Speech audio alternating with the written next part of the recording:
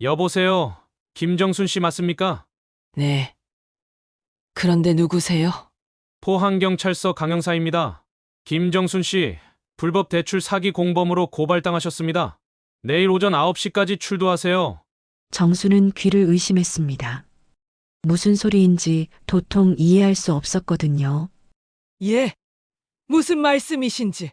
자세한 건 내일 설명드리겠습니다. 절대 출두하지 않으면 강제 연행됩니다. 새벽 5시 경북 포항의 작은 어촌 마을에 첫바람이 불어옵니다. 바닷가 골목 끝자락에 자리한 정순네 반찬 가게에서도 하루가 시작되고 있었습니다. 67세 김정수는 앞치마를 두르고 멸치를 한 마리씩 정성스럽게 손질하고 있었습니다. 주름진 손이지만 여전히 재빠르고 정확했죠. 오늘도 날씨가 좋네요. 정수는 혼잣말을 중얼거리며 멸치 대가리를 떼어냅니다.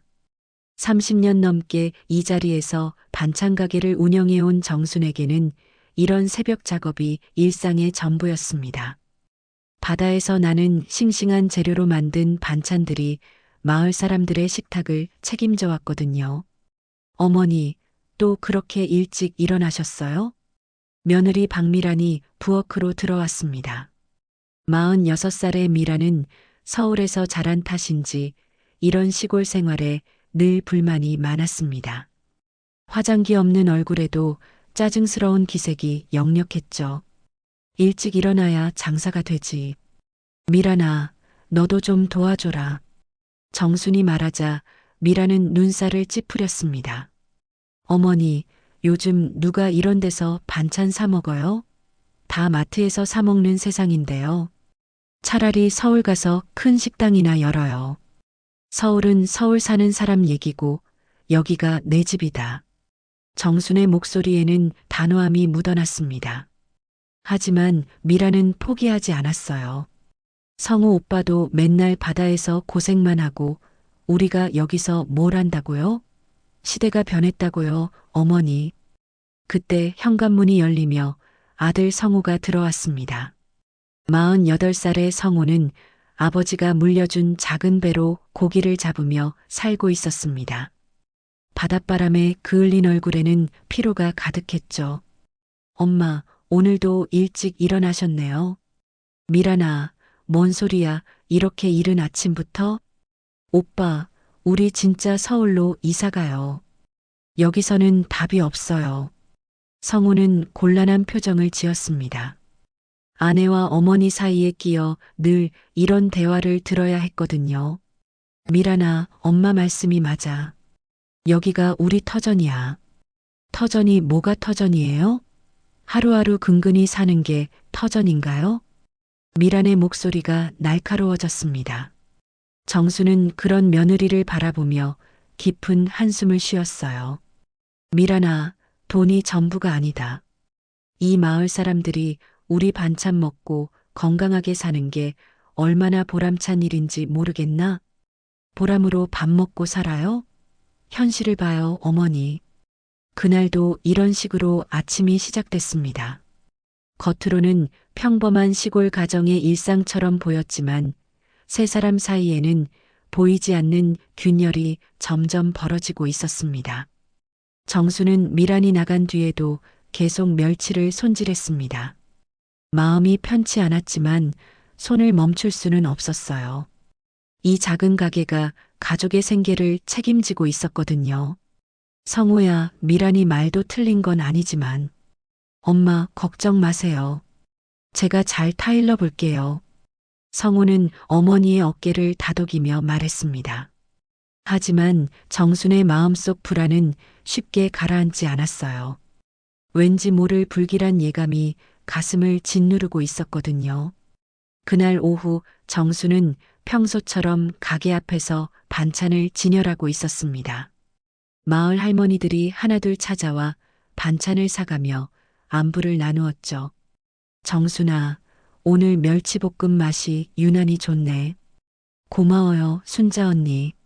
새벽에 정성스럽게 만들었거든요. 이런 소소한 일상이 정순에게는 전부였습니다. 하지만 정수는 몰랐어요.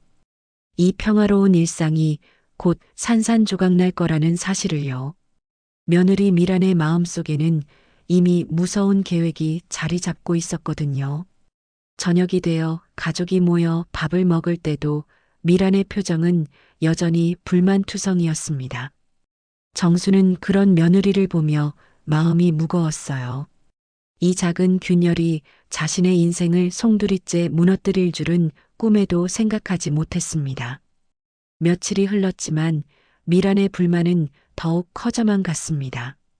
정수는 평소와 다름없이 새벽부터 가게 준비를 하고 있었는데 미란이 조심스럽게 다가왔습니다. 손에는 하얀 봉투 하나를 들고 있었죠. 어머니, 잠깐 말씀드릴 게 있어요. 미란의 목소리에는 평소와 다른 간절함이 묻어났습니다. 정수는 손을 멈추고 며느리를 바라봤어요. 무슨 일이냐? 사실은요. 성우 오빠가 배 수리비 때문에 고민이 많아요. 그런데 은행에서 대출을 받으려면 담보가 필요하대요. 미라는 봉투에서 서류 한 장을 꺼내 정순 앞에 놓았습니다. 복잡한 한자와 숫자들이 빼곡히 적혀 있는 서류였죠. 여기 어머니 도장만 찍으시면 돼요. 성우 오빠도 아직 몰라요. 깜짝 선물로 해드리려고요.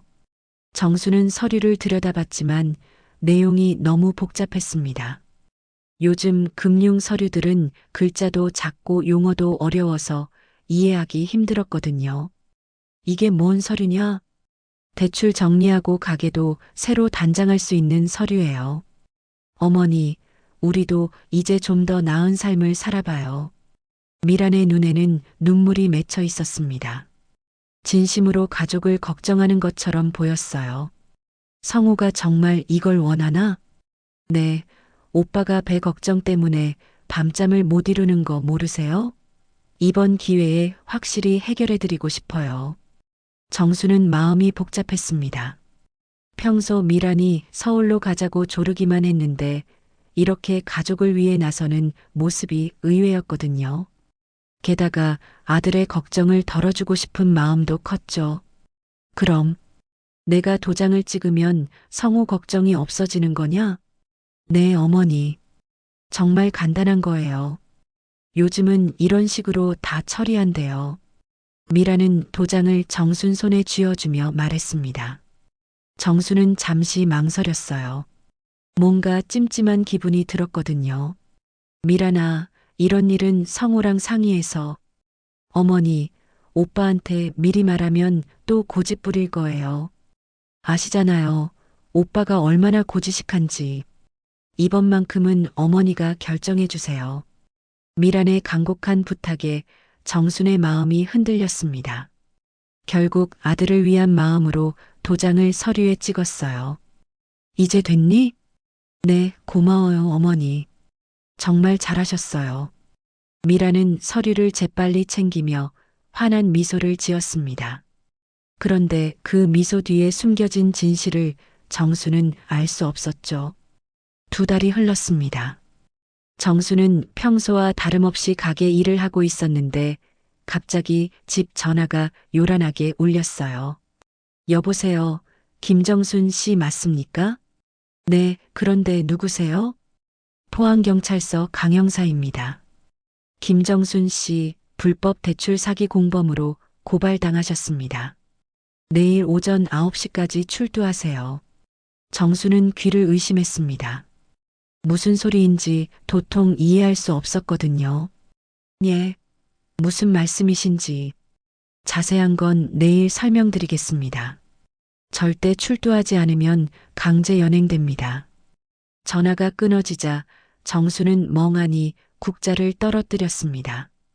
바닥에 떨어진 국자가 요란한 소리를 내며 굴러갔죠. 어머니, 무슨 일이에요? 마침 들어온 미란이 물었습니다. 정수는 떨리는 목소리로 방금 받은 전화 내용을 설명했어요. 경찰서에서 전화 왔는데 나보고 사기 공범이래. 그런데 미란의 반응은 너무도 태연했습니다. 어머니, 뭘 그렇게 호들갑이에요? 요즘 보이스피싱도 많고 별일 아닐 거예요. 아니야, 분명 진짜 경찰서였어. 내일 출두하라고 했어. 그럼 가보세요. 오해였으면 금방 풀릴 거예요. 미란의 너무나 차분한 태도에 정수는 의아했습니다. 며느리라면 당연히 놀라거나 걱정해야 할 상황인데 마치 모든 걸 알고 있는 것처럼 담담했거든요. 그날 밤 정수는 잠을 이룰 수 없었습니다. 2달 전 찍었던 그 도장이 자꾸 떠올랐어요. 설마 그 서류 때문에 이런 일이 벌어진 건 아닐까 싶었거든요. 다음 날 아침 성우가 어머니의 상황을 알고 경찰서까지 함께 갔습니다. 그곳에서 들은 이야기는 충격적이었어요. 김정순 씨가 서명한 서류로 대출 사기가 벌어졌습니다. 피해액만 3천만 원이 넘어요. 정수는 그제야 깨달았습니다. 이 모든 게 단순한 실수가 아니라는 걸요. 미란의 간곡한 부탁, 그 복잡한 서류, 그리고 너무나 태연한 반응까지 모든 것이 치밀하게 계획된 함정이었던 거죠. 법정에서의 재판은 정순에게 악몽 같았습니다. 변호사도 제대로 선임하지 못한 채 국선 변호인의 형식적인 변론만 들어야 했거든요. 판사의 목소리가 법정에 울려 퍼졌습니다. 피고인 김정순에게 징역 6개월을 선고합니다. 정수는 그 순간 온 세상이 무너지는 기분이었어요. 67세의 나이에 감옥에 가야 한다는 현실이 믿어지지 않았거든요. 방청석에서 성우가 어머니라고 외치는 소리가 들렸지만 정수는 고개를 들 수 없었습니다. 교도소로 이송되는 버스 안에서 정수는 창밖을 바라봤습니다. 평생 살아온 포항의 바다가 점점 멀어져 갔어요. 손목에 찬 차가운 수갑이 현실을 일깨워주고 있었죠. 할머니, 처음이세요? 옆자리에 앉은 젊은 여성이 물었습니다. 정수는 고개를 끄덕일 수밖에 없었어요. 걱정 마세요. 6개월이면 금방이에요. 하지만 정순에게 6개월은 영원같이 느껴졌습니다. 평생 남에게 해끼친 일 없이 살아왔는데 이제 죄인이 되어 철창 안에 갇혀야 한다니요. 교도소에 도착하자 모든 것이 낯설고 무서웠습니다. 차가운 철문이 쾅 소리를 내며 닫히는 순간 정수는 정말로 자유를 잃었다는 걸 실감했어요. 수감자복으로 갈아입고 면회실을 거쳐 감방으로 향하는 길은 마치 지옥으로 가는 길 같았습니다. 여기가 내 자리야. 교도관이 가리킨 곳은 시멘트 바닥에 얇은 매트리스만 깔린 딱딱한 침대였습니다. 정수는 그곳에 조심스럽게 앉았어요. 아가씨, 나이가 어떻게 되세요? 같은 방에 있던 60대 할머니가 물었습니다. 짧게 깎인 머리에 주름이 가득한 얼굴이었지만 눈빛만큼은 날카로웠어요. 67살입니다. 어머, 저보다 연세가 많으시네. 뭘로 들어오셨어요? 정수는 망설이다가 조심스럽게 대답했습니다. 사기 공범이래요. 근데 저는 정말 모르고. 아, 집안 식구한테 당한 거지? 할머니의 말에 정수는 깜짝 놀랐습니다. 어떻게 그걸 알았을까요? 며느리 때문이에요. 역시 그렇군. 식구가 제일 무서워. 가족이 원수 만드는 세상이야. 할머니는 쓴웃음을 지으며 말했습니다. 저도 아들한테 당해서 여기 있어요. 집도 빼앗기고 노인정에서도 쫓겨나고 세상에 믿을 사람 하나 없어요. 정수는 그제야 자신만의 불행이 아니라는 걸 깨달았습니다. 이곳에는 가족에게 배신당한 사람들이 많았거든요. 첫날 밤 정수는 차가운 바닥에 누워 눈물을 삼켰습니다. 밖에서는 바람소리와 함께 다른 수감자들의 한숨소리가 들려왔어요. 내가 뭘 잘못했노? 아들 살리려고 도장 하나 찍은 죄밖에 없는데. 정순의 마음속에는 억울함이 가득했습니다. 미란의 눈물을 믿고 도장을 찍었을 뿐인데 왜 자신이 이런 고통을 당해야 하는지 이해할 수 없었거든요. 날이 갈수록 교도소 생활은 정순을 더욱 힘들게 만들었습니다.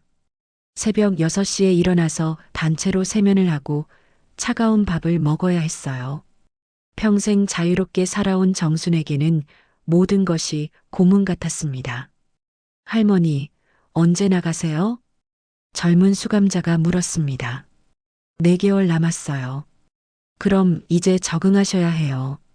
여기서는 견뎌내는 게 답이에요. 하지만 정수는 적응하고 싶지 않았어요. 이런 곳에 적응한다는 것 자체가 굴복하는 것 같았거든요. 어느 날 밤 정수는 룸메이트 할머니와 대화를 나누고 있었습니다. 할머니는 어떻게 버티세요? 복수 생각하면서 버텨. 나 나가면 내 아들한테 반드시 대가를 치르게 할 거야. 할머니의 말에 정순의 가슴에도 뭔가가 꿈틀거렸습니다. 복수요? 그래, 가만히 당하고만 있으면 바보지. 세상은 힘센 놈이 이기는 거야. 그날 밤 정수는 생각에 잠겼습니다. 평생 착하게만 살아왔는데 이런 대접을 받고 있다니요. 미라는 지금쯤 편안히 잠들고 있을 텐데 자신은 차가운 감방에서 고통받고 있었거든요. 나가면 미란한테 반드시 대가를 치르게 할 거다. 정순의 마음속에 차가운 다짐이 자리 잡았습니다. 더 이상 선량한 할머니로만 살 수는 없었어요. 이제는 자신을 지키기 위해 싸워야 했거든요. 며칠 후 성우가 면회를 왔습니다. 유리창 너머로 본 아들의 모습은 많이 초라해져 있었어요. 어머니, 괜찮으세요? 괜찮긴 뭐가 괜찮냐? 성우야, 미란이는 뭐라고 하더냐? 그게 미란이가 어머니 걱정을 많이 해요. 정수는 코웃음을 쳤습니다. 걱정을 한다고요? 자신을 이 지경에 빠뜨린 장본인이 걱정을 한다니요. 성우야, 엄마가 나가면 미란이와 제대로 이야기해야겠다. 정순의 목소리에는 이전과 다른 단호함이 묻어났습니다. 성우는 어머니의 변화를 감지했지만 뭐라고 말해야 할지 몰랐어요. 그날 밤부터 정수는 달라졌습니다. 더 이상 억울해하며 눈물 짓지 않았어요. 대신 차분하게 계획을 세우기 시작했습니다. 나가서 미란에게 당한 만큼 되갚아줄 방법을요. 6개월 만에 교도소 문을 나선 정순의 마음은 복잡했습니다. 자유의 몸이 되었다는 기쁨보다는 앞으로 무엇을 해야 할지에 대한 막막함이 더 컸거든요. 성우가 마중 나와 있었지만 예전처럼 반가운 마음이 들지 않았어요. 어머니, 많이 고생하셨어요. 성우의 목소리에는 미안함이 가득했습니다. 하지만 정수는 차갑게 대답했어요. 고생은 무슨, 이제 시작이지. 집으로 가는 길, 정수는 창밖 풍경을 바라봤습니다. 6개월 사이에 마을은 별로 변한 게 없어 보였지만 자신의 마음만큼은 완전히 달라져 있었어요. 집에 도착한 정순을 맞은 건 폐허가 된 현실이었습니다. 정순네 반찬 가게는 문을 굳게 닫고 있었고 유리창에는 먼지가 가득 쌓여 있었어요. 30년 넘게 운영해온 가게가 이렇게 방치되어 있다니 정순의 가슴이 쓰라렸습니다. 가게가 왜 이 모양이냐? 어머니가 계시지 않는 동안 운영하기가 힘들었어요. 성우는 고개를 숙이며 말했습니다. 그런데 집 안으로 들어간 정수는 더 큰 충격을 받았어요. 거실 곳곳에는 빈 소주병들이 굴러다니고 있었고 성우의 모습도 많이 초라해져 있었거든요. 성우야, 술을 이렇게 많이 마셨냐? 어머니, 죄송해요. 빗톡촉 전화가 계속 와서 그때 미란이 방에서 나왔습니다. 6개월 전과는 달리 화장도 진하게 하고 새 옷을 입고 있었어요. 정순을 감옥에 보낸 장본인 치고는 너무나 당당한 모습이었습니다. 어머니, 돌아오셨네요. 많이 힘드셨죠? 미란의 말에는 진심 어린 걱정이 담겨 있는 것처럼 들렸습니다.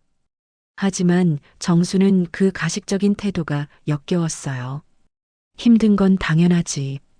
미란아, 너 때문에 감옥 갔다 온 사람한테 할 말이 그게 다냐?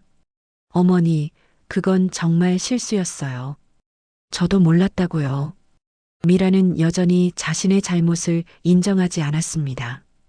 정수는 그런 며느리를 보며 분노가 치밀어 올랐어요. 실수? 내가 바보로 보이냐? 정말이에요, 어머니. 저도 피해자라고요. 그날 저녁 정수는 혼자서 집안을 둘러봤습니다. 6개월 동안 방치된 흔적들이 곳곳에 남아 있었어요.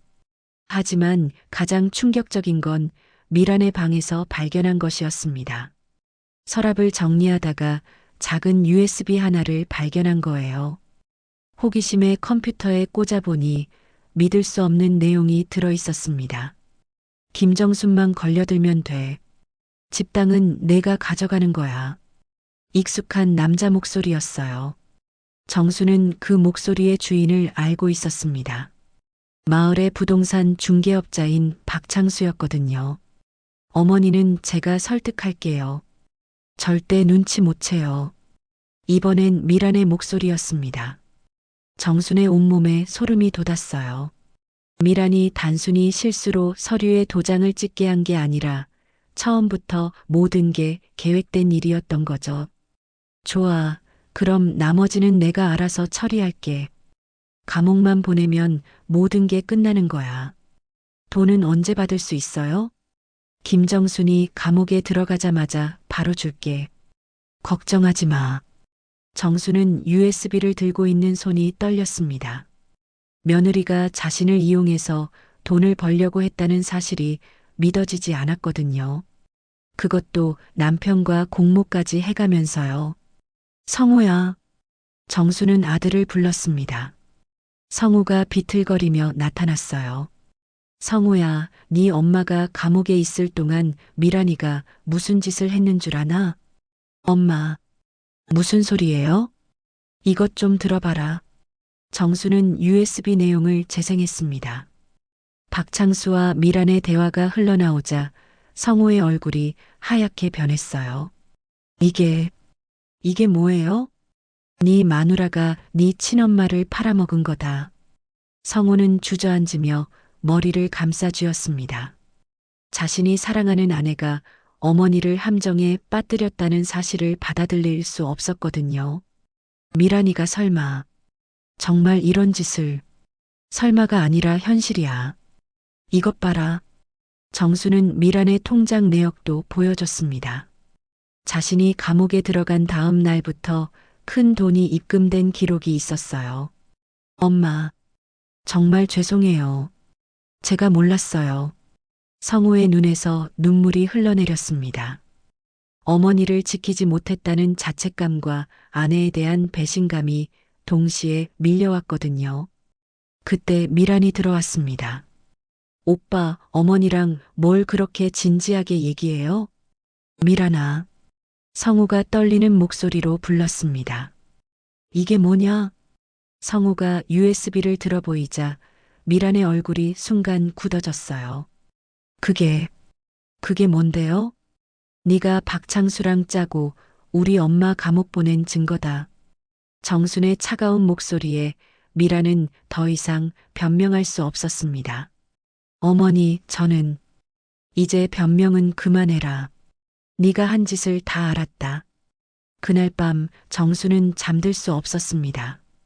며느리의 배신이 이토록 치밀하고 잔인했다는 사실에 분노가 치밀었거든요. 이제 더 이상 참을 수 없었어요. 미란에게 제대로 된 대가를 치르게 해야겠다고 다짐했습니다. 정수는 창밖을 바라보며 중얼거렸습니다. 이제 진짜 싸움이 시작이다. 교도소에서 단련된 정순의 마음은 더 이상 예전의 순박한 할머니가 아니었어요. 복수를 위해서라면 무엇이든 할 준비가 되어 있었거든요. 다음 날 아침 정수는 USB를 꽉 쥐고 포항경찰서로 향했습니다. 이제 진실을 밝힐 수 있는 결정적인 증거가 있으니까요. 강 형사를 만나 USB 내용을 들려주자 그의 표정이 심각해졌어요. 이걸 어디서 구하셨습니까? 며느리 방에서 발견했습니다. 이것 봐요. 분명히 박창수와 미란이가 저를 함정에 빠뜨리려고 짜고 한 일이에요. 강 형사는 USB 내용을 여러 번 들어보더니 고개를 저었습니다. 김정순 씨, 안타깝지만 이 사건은 이미 공소시효가 만료됐습니다. 6개월이 지났거든요. 그럼 제가 당한 게 억울해도 어쩔 수 없다는 말씀이세요? 법적으로는 그렇습니다. 게다가 이 녹음이 불법 녹음일 가능성도 있어서 증거 능력을 인정받기 어려워요. 정수는 무너지는 기분이었습니다. 결정적인 증거가 있는데도 법은 자신을 보호해주지 않는다니요. 그럼 저는 어떻게 해야 합니까? 민사소송을 생각해 보세요. 손해배상을 청구할 수는 있을 거예요. 하지만 정순에게는 변호사를 고용할 돈도 없었고 긴 법정 다툼을 벌일 기력도 남아있지 않았어요. 집으로 돌아온 정수는 성호에게 경찰서에서 들은 이야기를 전했습니다. 엄마, 그럼 이대로 포기해야 하는 건가요? 포기? 누가 포기한다고 했나? 정순의 눈에는 새로운 결심이 서려 있었어요. 법이 안 되면 다른 방법을 찾아야지. 그날 저녁 정수는 옛날 남편이 쓰던 방을 뒤져보기 시작했습니다. 혹시 도움이 될 만한 것이 없을까 싶어서요. 낡은 옷장 뒤편에서 작은 금고를 발견했는데 그 안에는 남편이 남긴 편지들이 들어 있었습니다. 그중 하나를 펼쳐본 정수는 깜짝 놀랐어요. 정순아, 미안하다.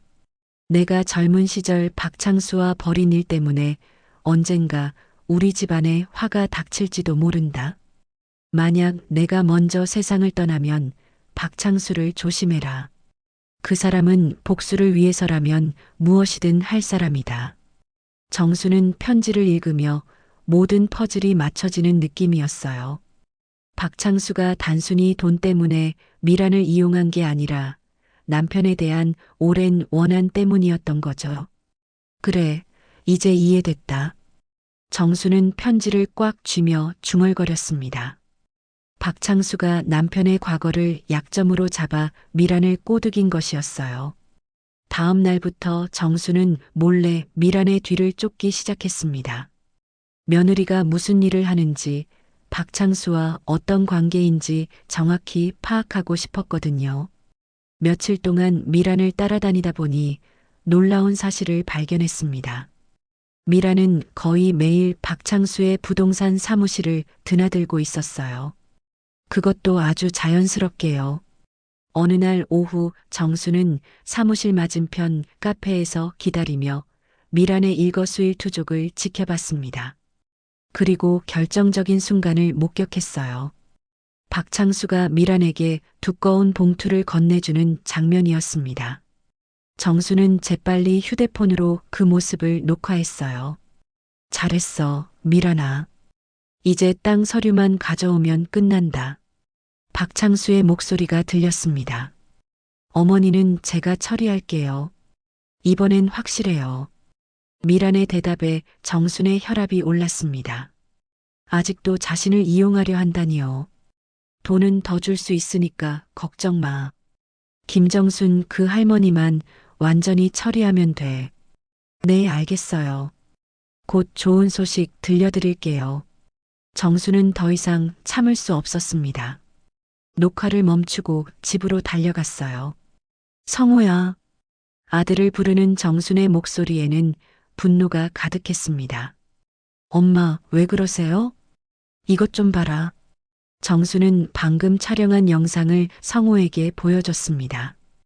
박창수와 미란이 현금을 주고받는 모습, 그리고 자신을 처리하겠다는 대화까지. 이게 진짜예요? 성호의 목소리가 떨렸습니다. 진짜도 이런 진짜가 없다. 네 마누라가 아직도 네 엄마를 팔아먹고 있어. 엄마, 정말 죄송해요. 성호는 무릎을 꿇고 어머니 앞에서 눈물을 흘렸습니다. 미안하다고 해서 될 일이냐? 이제 우리도 제대로 대응해야 한다. 정수는 USB와 새로 촬영한 영상 그리고 남편의 편지까지 모든 증거를 성우에게 보여줬어요. 엄마, 이제 어떻게 하실 거예요? 일단 마을 사람들이 알게 해야겠다. 법으로 안 되면 여론으로라도. 정순의 계획은 간단했습니다. 마을 어촌회의를 열어서 모든 사실을 공개하는 거예요. 작은 어촌 마을에서는 여론의 힘이 법보다 더 강할 때가 있거든요. 성우야, 니도 이제 결심해야 한다. 네 엄마 편에 설 거냐, 아니면 저런 마누라 편에 설 거냐. 성우는 더 이상 망설이지 않았습니다. 엄마 편에 서겠어요. 미란이 한 짓은 용서할 수 없어요. 그날 밤 모자는 함께 최후의 반격을 준비하기 시작했습니다. 정수는 교도소에서 배운 끈기와 성우의 도움으로 완벽한 계획을 세웠어요. 이번엔 미란이가 당할 차례다. 정순의 눈에는 차가운 복수심이 불타오르고 있었습니다. 더 이상 착한 할머니로만 살 수는 없었거든요. 이제는 자신을 배신한 사람들에게 정당한 대가를 치르게 할 때였어요. 정수는 어촌회의를 준비하면서도 계속해서 미란의 동향을 살폈습니다. 적을 완전히 무너뜨리려면 더 많은 증거가 필요했거든요. 며칠 동안 관찰한 결과 미란이 매주 화요일 오후 3시에 박창수 사무실을 찾는다는 패턴을 발견했어요. 성호야, 오늘은 네가 미란이 뒤를 좀 따라가 봐라. 엄마, 제가요? 그래, 엄마가 계속 따라다니면 들킬 수도 있어. 네가 자연스럽게 따라가면서 무슨 일 하는지 봐라. 성호는 불안한 마음으로 아내를 따라 나섰습니다. 평생 사랑했던 여자를 의심하며 미행한다는 게 마음이 아팠지만 어머니가 당한 일을 생각하면 참을 수 없었거든요. 미라는 예상대로 박창수의 사무실로 향했습니다. 성우는 멀리서 지켜보며 휴대폰으로 몰래 촬영했어요. 사무실 안에서는 예상보다 더 충격적인 대화가 오가고 있었습니다. 미란아, 이번엔 확실히 해야 해. 김정순이 감옥에서 나온 뒤로 너무 조용해서 불안하다고. 걱정 마세요. 어머니는 아무것도 모르고 계세요. 그냥 조용히 지내실 거예요. 박창수는 의자에 기대며 음흉한 미소를 지었습니다. 그래도 방심은 금물이야. 혹시 모르니까 집 땅 서류를 먼저 빼내자. 어떻게요? 간단해. 김정순한테 또 다른 서류에 도장 찍게 하는 거야. 이번엔 병원비 명목으로 하면 될 거야. 미라는 잠시 망설였습니다. 그런데 어머니가 이번엔 안 속을지도 몰라요. 예전보다 눈빛이 달라졌거든요. 그럼 성우를 이용해. 남편이 아프다고 하면 안 속을 할머니가 어디 있겠어? 성우는 그 말을 듣고 온몸이 떨렸습니다. 자신까지 이용하려고 한다니요. 성우 오빠를 어떻게 이용하죠? 성우한테 병원에서 정밀 검사를 받게 하고 가짜 진단서를 만드는 거야. 그럼 김정순이 아들 걱정에 뭐든지 할 거 아냐? 박창수의 계획은 치밀했습니다. 성우를 이용해서 정순을 다시 한번 속이려는 거였어요. 돈은 얼마나 더 주실 거예요? 이번 일만 성공하면 5천만 원 더 줄게. 그럼 너도 서울 가서 새 생활할 수 있잖아. 미란의 눈이 번쩍 뜨였습니다. 정말요? 그럼 성우 오빠랑 헤어져도 상관없어요? 당연하지. 그런 촌놈이랑 평생 살 생각이야? 너 같은 여자는 서울에서 더 좋은 남자 만날 수 있어. 성우는 더 이상 들을 수 없었습니다.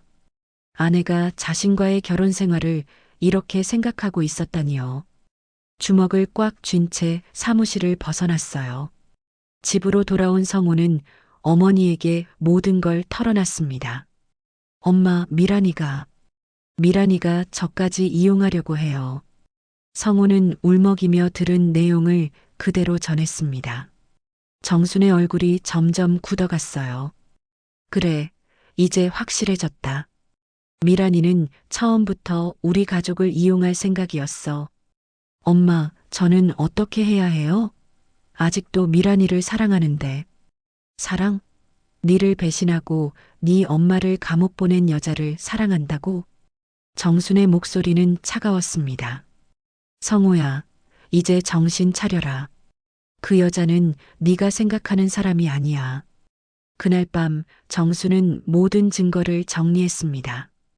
USB, 영상, 남편의 편지, 그리고 성우가 들은 대화 내용까지. 이제 어촌회의에서 공개할 준비가 다 되었어요. 내일 어촌회의에서 모든 걸 끝내자. 정수는 마을 이장에게 전화를 걸었습니다. 이장님, 내일 긴급 어촌회의 좀 열어주세요. 중요한 이야기가 있어요. 무슨 일이신가요, 정순 씨? 마을 사람들이 모두 알아야 할 일이에요. 부탁드립니다. 이장은 정순의 간절한 부탁에 회의를 소집하기로 했습니다. 다음 날 아침 미라는 평소와 다름없이 행동했습니다. 정순과 성우가 모든 걸 알고 있다는 사실을 전혀 모르고 있었거든요. 어머니, 오늘 날씨가 좋네요. 그래, 정말 좋은 날이다. 특히 진실이 밝혀지기에는 더없이 좋은 날이야. 정순의 의미심장한 말에 미라는 고개를 갸웃했습니다. 무슨 말씀이세요? 곧 알게 될 거야. 오후 7시 마을 어촌회관에 사람들이 하나둘 모이기 시작했습니다. 평소보다 많은 사람들이 참석했어요. 정순이 감옥에서 나온 뒤 처음으로 공식적인 자리에 나선다는 소문이 돌았거든요. 정수는 준비한 모든 증거를 가방에 넣고 회관으로 향했습니다. 성호도 옆에서 어머니를 지지했어요. 엄마, 정말 괜찮으세요? 괜찮아. 이제 진실을 말할 때가 왔어. 미란도 궁금해하며 회관에 따라왔습니다. 무슨 일인지 몰라서 약간 불안해하는 기색이 보였어요. 회관에 도착한 정수는 마을 사람들을 둘러봤습니다. 30년 넘게 함께 살아온 이웃들이었죠. 이들 앞에서 자신의 억울함을 토로하고 미란의 진실을 밝힐 생각에 가슴이 두근거렸어요. 여러분, 오늘 이 자리에 나선 이유는 단 하나입니다. 제가 왜 감옥에 가게 되었는지, 그리고 누가 저를 그곳으로 보냈는지 말씀드리려고요. 정순의 첫마디에 회관이 조용해졌습니다. 모든 사람들의 시선이 정순에게 집중되었어요. 미란의 얼굴이 점점 하얗게 변해갔습니다. 뭔가 불길한 예감이 들었거든요. 이제 모든 진실을 말씀드리겠습니다. 정수는 가방에서 USB를 꺼내며 말했습니다. 드디어 복수가 시작되는 순간이었어요. 회관 안은 숨소리조차 들리지 않을 정도로 조용했습니다. 정수는 천천히 USB를 노트북에 꽂고 스피커를 켰어요. 마을 사람들은 무슨 일인지 궁금해하며 정순을 바라봤습니다. 여러분, 제가 6개월 동안 감옥에 있었던 이유를 아시나요? 정순의 목소리가 회관에 울려 퍼졌습니다. 사기 공범이라고 했는데 정말 억울했어요. 저는 아무것도 모르고 도장만 찍었을 뿐이었거든요. 마을 사람들이 웅성거렸습니다. 정순이 왜 갑자기 이런 이야기를 꺼내는지 의아해했어요. 그런데 오늘 누가 저를 그 지경으로 만들었는지 확실한 증거를 찾았습니다. 정수는 재생 버튼을 눌렀습니다. 곧이어 박창수의 목소리가 회관에 울려 퍼졌어요. 김정순만 걸려들면 돼. 집당은 내가 가져가는 거야. 회관이 술렁이기 시작했습니다. 사람들은 서로를 바라보며 놀란 표정을 지었어요. 어머니는 제가 설득할게요. 절대 눈치 못 채요. 이번엔 미란의 목소리였습니다. 회관에 있던 모든 사람들이 미란을 바라봤어요. 미란의 얼굴은 하얗게 질려 있었습니다. 좋아, 그럼 나머지는 내가 알아서 처리할게. 감옥만 보내면 모든 게 끝나는 거야. 박창수의 말이 계속 흘러나왔습니다. 정수는 음량을 더 높였어요. 돈은 언제 받을 수 있어요? 김정순이 감옥에 들어가자마자 바로 줄게. 걱정하지 마. 회관이 완전히 뒤집어졌습니다. 사람들이 웅성거리며 미란을 손가락질하기 시작했어요. 이게 무슨 소리야? 며느리가 시어머니를 팔아먹었다고? 세상에 이런 일이. 미란은 벌떡 일어나서 소리쳤습니다. 거짓말이에요. 이건 조작된 거예요. 하지만 정수는 멈추지 않았습니다. 두 번째 녹음 파일을 재생했어요. 며칠 전 성우가 들은 대화였죠. 성우한테 병원에서 정밀 검사를 받게 하고 가짜 진단서를 만드는 거야. 그럼 김정순이 아들 걱정에 뭐든지 할 거 아냐? 성우가 충격을 받은 표정으로 아내를 바라봤습니다. 미란아, 나까지 이용하려고 했냐? 오빠, 그건 이번 일만 성공하면 5천만 원 더 줄게. 그럼 너도 서울 가서 새 생활할 수 있잖아. 박창수의 목소리가 또다시 울려 퍼졌습니다. 그런 촌놈이랑 평생 살 생각이야? 너 같은 여자는 서울에서 더 좋은 남자 만날 수 있어. 성우의 눈에서 눈물이 흘러내렸습니다. 아내가 자신을 이렇게 생각하고 있었다니요. 미란아, 정말 나를 그렇게 생각했냐? 미란은 더 이상 변명할 말이 없었습니다. 회관에 있던 사람들의 시선이 모두 자신에게 꽂혀 있었거든요. 어머니, 저는 이제 변명은 그만해라. 정수는 차갑게 말하며 또 다른 증거를 꺼냈습니다. 미란이 박창수에게서 돈을 받는 모습을 촬영한 영상이었어요. 이것도 보세요. 스크린에 미란과 박창수가 현금 봉투를 주고받는 모습이 나타났습니다. 회관에 있던 사람들이 더욱 분노했어요. 정말 돈을 받고 그런 짓을 했구나. 며느리가 어떻게 시어머니한테 이럴 수가 있어. 박창수도 한통 속이었네. 이장이 일어나서 말했습니다. 정순 씨, 이게 다 사실입니까? 네, 모든 게 사실이에요. 제 남편이 남긴 편지도 있어요. 정수는 남편의 편지를 읽어줬습니다. 박창수가 오래전부터 복수를 노리고 있었다는 내용이었죠. 박창수가 우리 가족을 처음부터 노리고 있었던 거예요. 그리고 미란이를 이용해서 저를 감옥에 보낸 거죠. 회관에 있던 사람들의 분노가 극에 달했습니다. 박창수 그놈을 당장 불러와. 미란이도 마을에서 쫓아내야 해. 미란은 더 이상 견딜 수 없었습니다. 저는 다 창수 아저씨가 시켜서 한 거예요. 그럼 네가 박창수한테 강요당했다는 거냐? 정순이 냉정하게 물었습니다. 그게 아니라 돈도 받고 서울 가서 새 생활한다고 좋아하면서 강요당했다고? 미라는 말문이 막혔습니다. 모든 증거가 자신의 자발적인 참여를 보여주고 있었거든요. 성우가 떨리는 목소리로 말했습니다. 미란아, 우리 엄마한테 왜 그랬어? 엄마가 니한테 뭘 잘못했어? 오빠, 저도 어쩔 수 없었어요. 어쩔 수 없어서 내 엄마를 감옥에 보냈다고? 어쩔 수 없어서 나까지 속이려고 했다고? 성우의 목소리에는 분노와 절망이 섞여 있었습니다. 정수는 마지막으로 일어나서 말했습니다. 천벌 받으려나? 네가 한 짓, 이 바다도 다 알고 있다. 정순의 차가운 목소리가 회관을 압도했습니다. 67살 된 시어머니를 감옥에 보내고 30년 넘게 일군 가게를 망하게 하고 남편까지 속이면서 돈을 벌었으니 이제 그 대가를 치러야지. 회관에 있던 사람들이 모두 고개를 끄덕였습니다. 정순 씨 말이 맞아. 미란이 같은 사람은 우리 마을에 있을 자격이 없어. 당장 나가라. 미란은 사방에서 쏟아지는 비난을 견딜 수 없었습니다. 결국 회관을 뛰쳐나갔어요. 그날 밤 미란은 짐을 싸서 마을을 떠났습니다. 더 이상 이곳에서는 살 수 없었거든요. 성우는 아내를 말리지 않았어요. 이미 마음이 완전히 돌아서 버렸거든요. 며칠 후 박창수도 마을 사람들의 압력을 견디지 못하고 사업을 정리하고 떠났습니다. 경찰에 신고까지 들어가서 횡령과 공모죄로 수사를 받게 되었거든요. 정수는 드디어 복수를 완성했습니다. 미란과 박창수 모두 그들이 저지른 죄의 대가를 치르게 된 거죠. 미란이 마을을 떠난 지 3개월이 흘렀습니다.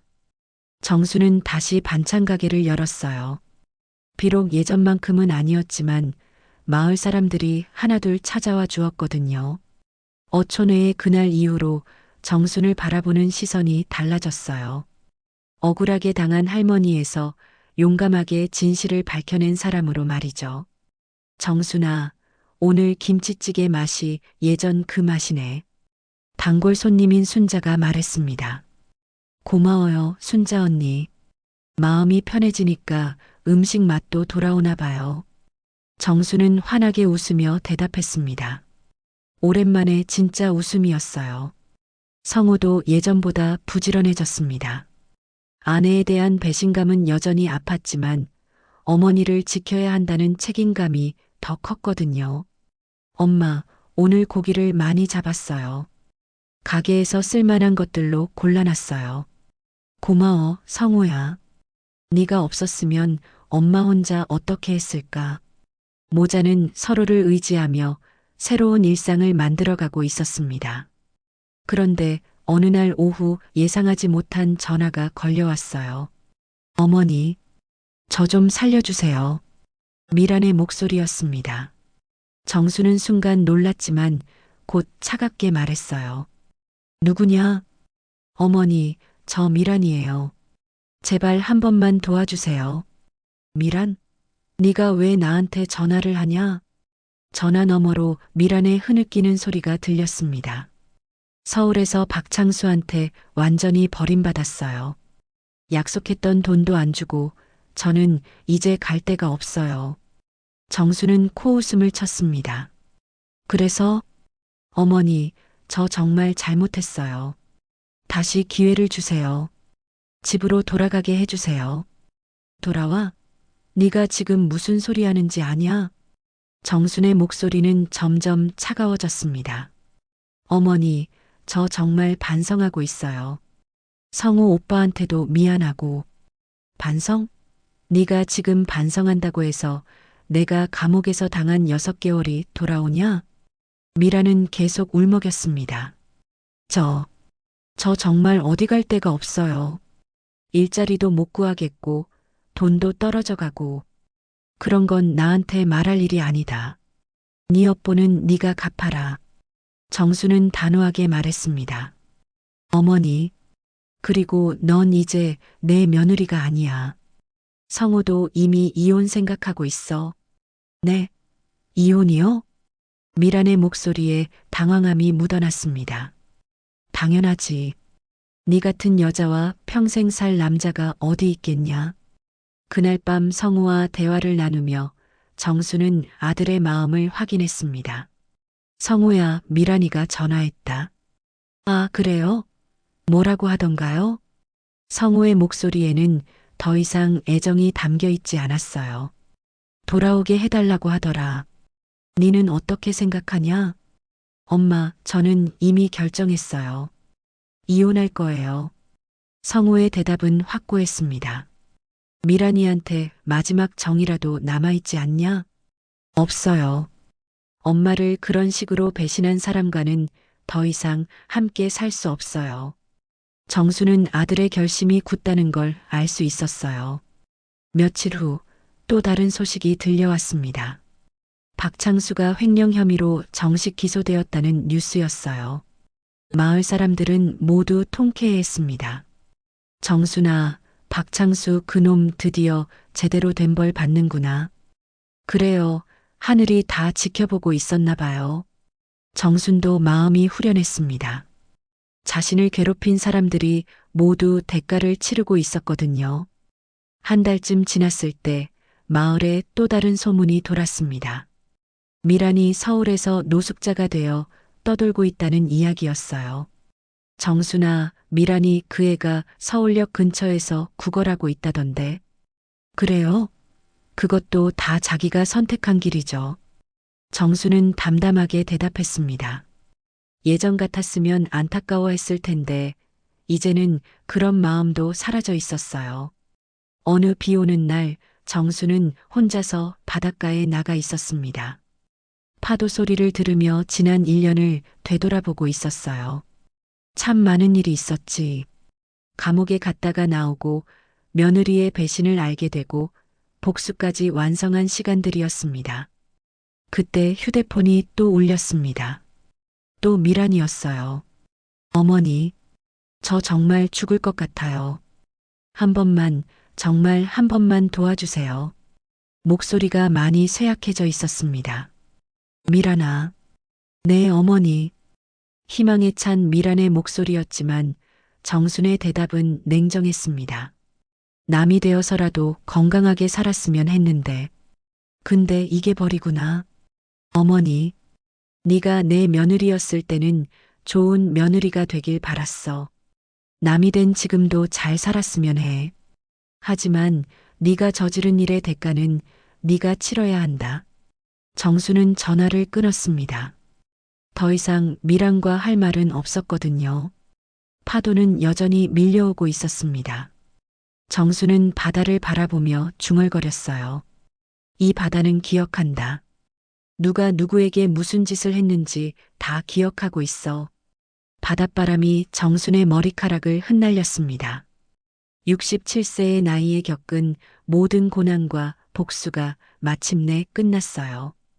집으로 돌아가는 길, 정수는 새로운 다짐을 했습니다. 이제 복수도 끝났으니 남은 생은 성우와 함께 평화롭게 살아가겠다고요. 성우야, 이제 우리 둘이 잘 살아보자. 네, 엄마. 앞으로는 제가 엄마를 지킬게요. 모자는 서로를 바라보며 미소 지었습니다. 힘들었던 시간을 이겨낸 후에 평안한 미소였어요. 그날 밤 정수는 오랜만에 편안한 잠에 들었습니다. 더 이상 복수할 일도 억울해할 일도 없었거든요.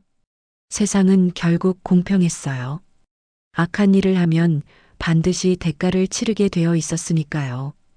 바다는 여전히 파도를 보내고 있었고 정순의 새로운 하루가 시작되고 있었습니다.